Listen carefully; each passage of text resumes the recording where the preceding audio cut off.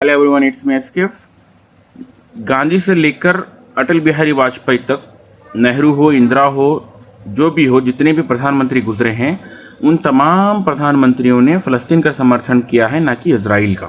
ये स्थिति साफ है कि अरबों की जिस जमीन पर इजराइल कब्जा करके बैठा है, वो जमीन उसको खाली करना होगी। तो फिलिस्तीन है, उनके फिलिस्तीनी है, उनके उचित अधिकारों की प्रस्थापना होना। क्योंकि वो लोग जानते थे कि हमने 200 साल अंग्रेज़ों की गुलामी में गुजारे हैं और भारत हमारा मुल्क था, अंग्रेज़ों ने हमारी ज़मीन पर कब्ज़ा किया था। और वो लोग जानते थे कि फ़लस्तीन जो है फ़लस्तीनियों का मुल्क है, इजराइलियों का नहीं। इजराइल ने फ़लस्तीन की जगह पर कब्ज़ा जमाए रखा है। मगर आज हमारे महामहिम प्रधानमंत्री नरेंद्र मोदी ने वहाँ जाकर नेतन्याहू से गले मिले और उन्होंने घोषणा कर दी कि हम इजराइल के साथ हैं। India stands with Israel firmly, with full conviction in this moment and beyond.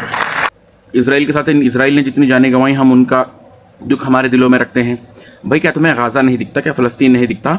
Israel को समर्थन करते हो। इजराइल नेतन्याहू जो कि इंटरनेशनल क्रिमिनल है, जिस पर बहुत से कंट्रियों ने बैन लगा रखा है, जहां वहाँ जाएगा तो पकड़ा जाएगा, वैसी कंट्री में तू जाकर उसका समर्थन करता है। और तू समर्थन सिर्फ नेतन्याहू का नहीं, समर्थन जेनोसाइड का कर रहा है, समर्थन वो तमाम लोगों की बस्तियां उजाड़ने का और उन लोगों की जो कत्ल किया है उन लोगों का तू समर्थन कर रहा है। छोटे छोटे बच्चों को मारा जा रहा है, तू जाकर उसका समर्थन कर लेगा तो तू भी उसी में शामिल होगा।